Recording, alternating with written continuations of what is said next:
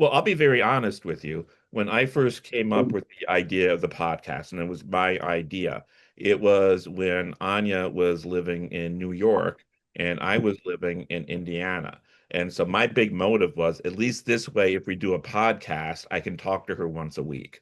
So that was my big plan. But it obviously evolved into something a great deal more than that. I think we started finding other cases pretty quickly that we were interested in. And a lot of that came out of this first case we did, which was the murders that happened at the Burger Chef, because there were a lot of kind of unusual features about that case. For instance, the people were not killed at the restaurant, they were kidnapped and taken elsewhere. And so Anya started wondering, how does this compare to other restaurant homicides? And so she got the idea on her own to start creating a spreadsheet, which she would list a number of restaurant homicides and list different things about them to compare them, with the idea that it might help us come up with some sort of insights for Burger Chef. And as she was doing that, we realized that this list she was making, there was a lot of really interesting stories on it that were worth telling for their own sake.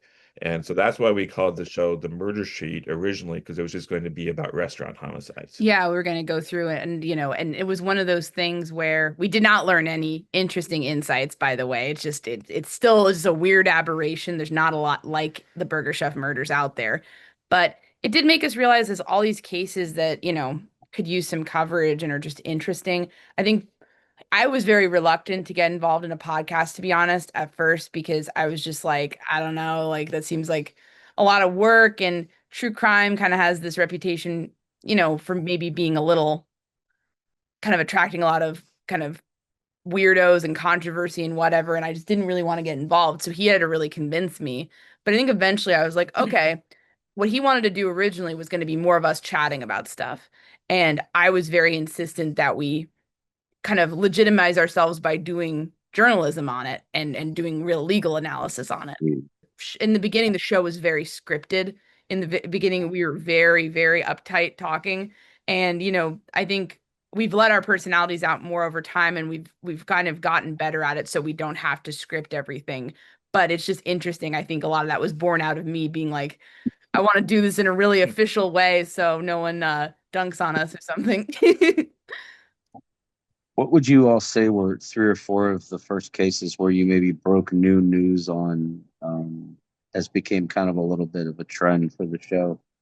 Yeah, that's a great question. I know we definitely broke news on Burger Chef, so that would be number one. And then I believe we found a story that no one else had. So I'm going to count this. And it was really meaningful for me because uh, there's a story about a just kind of weird textbook case out of a law school, like a felony murder case where two guys rob a brothel slash restaurant. One of them is killed by police, and then his friend gets charged with felony murder.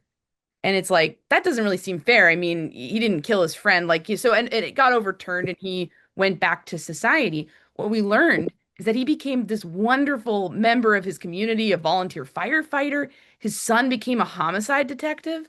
So we kind of were able to get this human story. And that taught us, like, in all of these stories, it's humans at the heart of them. So you really have to be aware that everybody has their own weird stuff, and like you're never going to quite get to the bottom of any one story, but you have to try because you're going to probably find something way more interesting than if you just go based on, just what's out there on the surface level. And then Of course, Delphi. the Delphi murders would be the one where we probably are best known for breaking a lot of news in. February 13th, 2017 is a Monday in Carroll County, Indiana, which is sort of a rural, more agrarian county north of Indianapolis. It is actually a day off of school for at least the Delphi Middle School. Delphi is the county seat. And so that means that Libby German and Abby Williams both have the day off of school. They are eighth graders. They're in class together. They're incredibly close friends. And I'd say Libby is kind of the outgoing one. She's outspoken. She's going to tell you how she feels about stuff. She's very good in school, does great grades, just a very mathematic, scientific, kind of analytical mind. She dreams of being like a forensic scientist potentially, but she has all sorts of ideas about what she wants to do. and just a very good kid. Same with her friend Abby. Abby is the quieter one. She's a bit shyer. She's very thoughtful, very, very kind, very compassionate. The thing that her grandmother remembered about her was, her favorite phrase was like, "How can I help?" Right? It's like she wants to help people, and she also has a bit of a, she's a daredevil too. I mean, she loves roller coasters. That's come out about her. So these are two girls who really complement each other. They have a very strong bond, and they spent the previous evening at a sleepover at Libby's family's home. So just very normal eighth grade girl thing to do. They had pizza, they watched scary movies, they hung out, they, chatted online with friends. Libby had a phone, Abby didn't. She was going to get a phone, I believe, when she got to high school. So they decide to go to this trail system in Delphi. Delphi has these former railways that have been converted to trails. Very beautiful.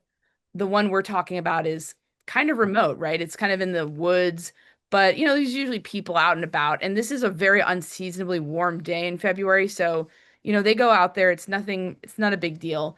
And these girls decide to cross the Monon High Bridge. And what that is, it's a rail bridge that spans this kind of Deer Creek. But when I say that, I mean it's really high up. If you ever go see this thing, which we have a number of times, it's freaky. It's rickety. There's planks missing. It's a scary thing to cross. I've never crossed it, nor has Kevin, because we're not very, I think we'd be the people to fall off it. Yeah. It's just it, but a lot of people do. And the people who do are often kids locally who are kind of like proving their mettle. It's kind of like a test of courage sort of thing. So a lot of kids do this. But Abby had never done so before. Libby had. So she brings her friend along to do this. And unfortunately, they never come back from this excursion. They go missing. And what police find later is video off of Libby's phone, which shows Abby walking across the Monon High Bridge, and there is a man behind Abby following them. And she captures a few crucial moments of this interaction where Abby is able to cross and basically says something to the effect of like, "Is he still behind me?" And you hear a man saying, "Guys." You hear a metallic click that sounds like a gun uh, being racked and down the hill. And then the video cuts out. So we see them being abducted. And unfortunately, they were, the day after they went missing, found murdered in the forest relatively nearby. So it's just a horrible, horrible tragedy. These two girls were just out having fun with each other on a nice day, and the unimaginable happened. Yeah, and he hadn't really seemed to leave much of a mark, for lack of Do you mind me to cut you off and just have you? Will you say Richard Allen, the killer, or something of a preference? I don't mean. I won't try not to cut you off. Our Zoom's cooperating now, so I'm trying to shut up okay. while you talk. But thank you. So Richard Allen was a man who hadn't really seemed to leave much of a mark on his community. He didn't seem to have a lot of close friends other than his wife, whom he seemed to have a really unique and unusually devoted relationship with. He was a manager at the local CVS, and he'd also previously worked at a Walmart. And when you have a situation where a person doesn't have a lot of friends, but you know where they've worked, you kind of try to talk to people they've worked with to try to get some sort of insights into what that person might be like. And so we were able to talk to some of his work colleagues, and they said that he did sometimes seem to be a little controlling and a little unusual, especially the women. But other than that, there didn't really seem to be any warning flags or any really signs that he was capable of this. And so a lot of the people who knew him were shocked by this. And keep in mind, he worked at this store in Delphi, this CVS, that was basically almost literally right across the street from the sheriff's department. And there were pictures and sketches of the suspect that were posted in that store that he walked by every day when he went to work. I think for me, the online whirlwind is a warning flare, I think, for other cases, other high profile criminal cases, but also society, because what we saw, it got pretty feral out there pretty quickly. And I do want to say this. I think for most people who are in the so-called online community around Delphi were very well intentioned. And they were just there to say, hey, I'd like to have some information, please, about this case that I'm interested in. There's nothing wrong with that. And I think, that's those are people who are not having any bad intentions. They're not doing anything wrong. And I don't want to castigate them along with some of these bad actors. But there was a sizable minority of people who seemed to just be there to like work out their anger issues on this unsolved case, or work out their paranoia, or work out like starting drama. It was just weird. It seemed to feed some of the egos of some of these creators and commentators in a way that just seems unhealthy, doesn't seem like a good thing. And the kind of hallmark would be they just come in and make some bold declaration and then just kind of like never come off that. For instance, like they'd come in and be like, everyone in Delphi is super corrupt, or I know for the fact the families are involved, or it must be my personal suspect who did it, not this guy. Let's go after my suspect. And it's just, they're not really factual. They're not really curious. They're not really looking for information. They're not really trying to weigh options. They're just telling you, no, this is it, and that's that. And we were kind of naive coming into this coverage wise with the podcast, because I think we were kind of like, oh, we'll apply some traditional journalistic principles to our reporting and everyone will be happy because then they will have more information. And what we found was that, like, no, people are going to be really mad at you because what you put out there is contrary to what their suspect is.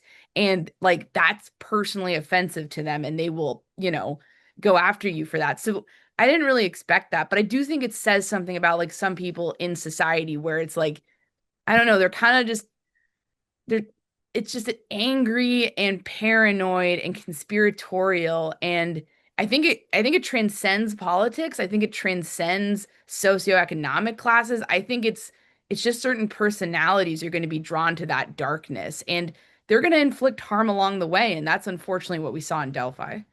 And I think part of it is all of us really love stories. That's why we read books. And when you look at this in terms of a story, the idea that the killer was this guy, Richard Allen, who is, I mentioned earlier, not a super interesting guy, just kind of a regular guy. The idea that he could do this, that doesn't necessarily make a good end to the story. And so a lot of people came up with more extravagant ideas because they wanted to be more interesting. Or maybe it wasn't Richard Allen, maybe it was this big mysterious cult, things of that nature. And I really think that drove quite a lot of the conspiratorial thinking in this case, just trying to make it more interesting. Yeah, I do feel people were almost driven mad in a way by the stories they told themselves. And the stories they told themselves about how I'm a sleuth, I'm helping, I'm going to do this, I'm going to be the one to solve it. And I think a lot of that could have come from a positive place originally, but I think it curdled over time to the point where people were sort of justifying their behavior, no matter how heinous, because it was like, well, I'm the one who's going to solve this. And it's like, no, you're not. And as for Kevin's point, absolutely. I think as far as fictional storytelling, all these people had a point. Richard Allen was an underwhelming ending as far as, how could a normal guy wake up and do this one day? But that happens all the time if you actually study crime. And, the idea that everything has to be this kind of big, bombastic cult or this other suspect, like it just people aren't going based on the evidence, they're going based on the narrative laws. We tried to do in the podcast when we were kind of reporting it live was we never said that what we thought about the case, in the sense that we never said that we thought Richard Allen was guilty or innocent. We did convey how we thought both sides were doing. And we tried to call balls and strikes in that way of like, oh, the prosecution is employing this strategy. Here are the risks with that. Here are, what could be the payoff, and vice versa. So that was something we tried to do. And but while also being honest, and as things got more and more out of hand, frankly, with the defense in terms of their performance, we found that we had to be more blunt about certain things because we weren't serving our audience by sort of doing PR for anybody and acting like, oh, this is totally normal, when I don't think their approach to this case was not normal at all. So I think we got more, and we tried to convey that in the book too, because it's like at a certain point we should talk about why did they feel the need to tackle this in this way, and was that the best solution for their client? And you mentioned BTK, you mentioned Koberger. One thing about those that were different from what happened here is that there was cameras in the courtroom. There were no cameras in the courtroom in Delphi. And so the first thing we had to do if we wanted to report on this was obviously we had to be in the courtroom physically. And that itself was quite difficult because it was a very small courtroom and there was a lot of people who wanted to get in, and the judge wasn't exactly making it easy for people like us who wanted to go every day to report it. So essentially, we'd have to spend 10, 12 hours in line every day to go in to just to guarantee that we'd get a seat. And then we'd be in court all day, get out of court, record a show, and then go and get in line, basically. It was like the mental Hunger Games minus the violence, a lot more standing in line. I still see people standing in line for things, and I have like a flashback because I'm just like trying to count them of like, okay, are we gonna get into the 25th seat here? And I'm like, we're not at trial anymore. What am I doing? It was really wild. It was very cold out, and it was one of those things where we we felt we had to keep going because we kind of felt at some point that a lot of the coverage was not really quite capturing what was really going on. And we wanted to do that. And, we ended up getting into every single day. We got into, I think, all but one session, and then Correct. all but we did not get into the verdict. But at that point, we were like, we don't care. Like, no one's gonna lie about the verdict. That's gonna, be revealed instantly. So we don't need to push to get into that one. What was it like being in the presence of this creep? Oh man, it was freaky. I remember there was one situation where we were standing there and I look and Kevin's staring off at the well of the court and I'm just like, what's that all about? And I look and Richard Allen is pointing at us. Like it was like, what the heck? Like I think he kind of in the beginning he held it together more and sort of came off as more normal and voir dire and things like that. But I think he was just getting weirder and weirder as things went on. I don't know whether he was trying to act like unwell around the jury or if he was just trying to intimidate people. I know he would turn and stare at Libby and Abby's families at different pretrial sessions. So like it wasn't new, but the thing you have to understand about him is he's so small. He's a short guy and so he kind of looks harmless in that way. He doesn't register as a threat, but when you look at his eyes, like there's just these protruding, bulging stare. It's off-putting. And, we tried not to look too much into that because people can be, have different body language and it doesn't necessarily mean anything. But I'm not going to lie, it was ominous. Kevin, do you have any reflection on that? It was odd. The day Anya mentions Richard Allen was just staring at me, and he was just staring intently at me. And so Anya noticed when Anya noticed that that's when he pointed at us too. And I made the decision, oftentimes in public, if someone's looking at you, you're like, turn away. But I just kept staring at him until he turned away. And then subsequently, we found out there were occasions when he would stare at jurors. He would roll his eyes at Judge Gull. So his behavior, even in the courtroom itself, was bizarre. I also recall like he would like write a note on a post-it note and then eat it. Yeah. So I think the strain of being there got to him after a while. And I'll say this. I called him a normal guy earlier. And I think he didn't necessarily raise a lot of red flags with people, but I think I get the sense that this guy was the ticking time bomb for a while and may have just reacted to the stress in his life in a really horrific and selfish way at some point. But I think he was very quiet and being being quiet doesn't make you, suspect or anything. We can be pretty quiet with people, but I think it's one of those things. He's normal guy is probably not accurate for him because we did learn through the CVS coworkers and through some Walmart coworkers that he could be pretty controlling with women. And in Walmart, he was kind of known as a bit of a pervert. So I feel like he was just good at keeping some of his weirdness in check for years. But I think it started all spilling out at court.